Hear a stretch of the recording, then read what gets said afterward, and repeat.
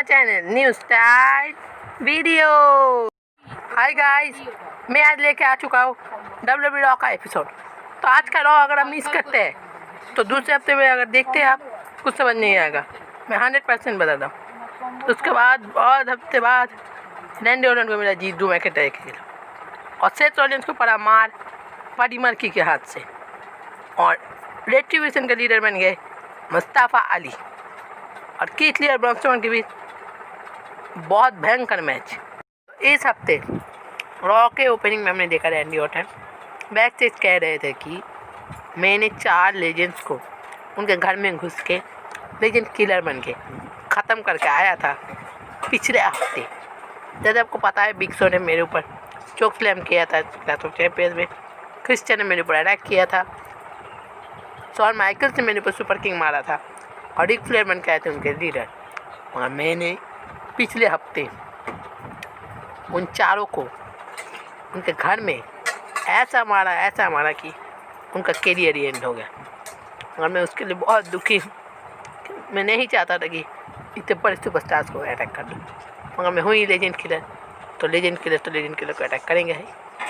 और मैं एक चीज़ बता दूँ, ड्रू मैकिंटायर, मैं तुमसे लड़ाई करूँगा हेल इन अ सेल में, और वहाँ पर मैं तुम्हें ऐसा मारूँगा कि तुम याद रख दोगे, और मैं बन जाऊँगा न्यू वर्ल्ड हेवीवेट चैंपियन। उसके बाद ही ड्रू मैकिंटायर आ जाते हैं, गुस्से में रैंडी ऑर्टन को मारते हैं, मगर फिर रेफरीज आ जाते हैं और रैंडी ऑर्टन को बचा लेते हैं।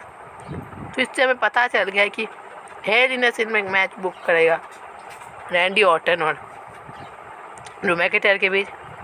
वहाँ पर हो सकता है कि लेजेंड्स फिर से आए और रैंडी ऑर्टन को अटैक कर दे और समझा दे वो कौन से बैरे presents Randy Orton versus Drew McIntyre for world heavyweight championship hell in a cell steel cage match. कर हमने देखा सेथ रॉलिंस और बडी मर्फी के बीच बात हो रहा है। तो बडी मर्फी कहते मैं तुमसे बात नहीं करना चाहता, तुमने जो किया है बहुत ख़राब किया है, और मैंने तुमको फॉलो किया उसके लिए मुझे बहुत दुख। मैंने देखा डोमिनिक और काइलो वर्सेस सेथ रॉलिंस और बडी मर्फी के बीच टैग टीम मैच, और एक बहुत इंपॉर्टेंट टैग टीम मैच देखा, बहुत बड़ी अटैक्स था। अरे मैच बडी मर्फी अपने फाइनल अटैक के साथ जीत जाते हैं, मगर उसके बाद खुद निकल जाते Seth Rollins tag team partner को रख। तो उन्हें बाहर जाके बोलते हैं कि बडी मर्फी तुम अपोलाइज करोगे मेरे सामने रात 10 बजे से पहले। क्या करेंगे हम देखेंगे कुछ देर बाद। देखते के शो में गेस्ट आना था, नाम था डिफीट ब्रे वाइट। तो केविन ओवेंस आए कि बताए मैं दूसरी बार जब करता हूँ केविन ओवेंस तो मुझे बहुत खुशी होता है, और आज मैं बहुत दुखी हूँ। पिछले हफ्ते जो मेरे साथ हुआ, ब्रे वाइट ने मुझको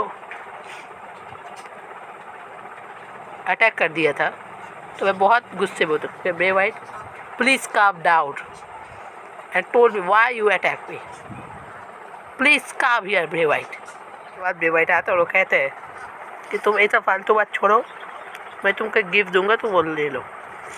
उसका तो चले जाते हैं और कि ठीक है तुम नहीं होगा मैं जा रहा हूँ।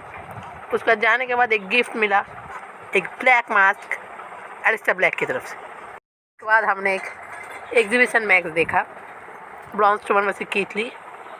ये क्या मैच था मुझे भी नहीं पता चला। एग्जीबिशन मैच, एक को मारे, एक को पटक दे रहे हैं, और ऊपर से नीचे कैसे गिरे कीथ ली ब्रॉन हमें नहीं पता। उसका 10 कैनट हो गया और मैच खत्म, कुछ समझ ही नहीं आया और मैच खत्म हो गया। हम देखते हैं अकीरा टोजावा R-Truth और ड्रू गूलेक के बीच क्या झमेला हो गया हमें भी नहीं पता। गार्बेज बॉक्स से गिर गए अकीरा टोजावा, ड्रू गूलेक चैंपियन बन गए, फिर R-Truth उनको काउंट कर दिया और जीत गए चैंपियन बन गए। उसके बाद MVP आते हैं, वो कहते हैं कि हमने पिछले हफ्ते हारे अपोलो क्रूज, मुस्तफा अली और रिकी सेठ के विरुद्ध, क्योंकि रेट्रिब्यूशन ने वहाँ पर आगे को लाइट फाइट फेंका। मगर उसके बाद आ जाते वो तीनों, मुस्तफा अली की टीम, रिकी सेठ, अपोलो क्रूज और मुस्तफा अली तीनों। और बाद तुम खराब बात उल्टा पुल्टा बात छोड़ो और जो बोलना है वो बोलो। और उसके बाद हो जाए tag team match, Shelton Benjamin और बॉबी लैस्ली वर्सेस अपोलो क्रूज और रिकी सेठ के बीच। वो पिछले जैसे जय हुआ, फिर से बॉबी लैस्ली 8 लॉक में जकड़ लेते और अपोलो क्रूज टैपट कर देते जीत जाते बॉबी लेस्ली। उसका हमने देखा बडी मर्फी आए अच्छे तरह से बोले कि तुम अपोलोजाइज कर रहे बडी मर्फी, तो बडी मर्फी पकड़े और डंडा से पीटने लगे।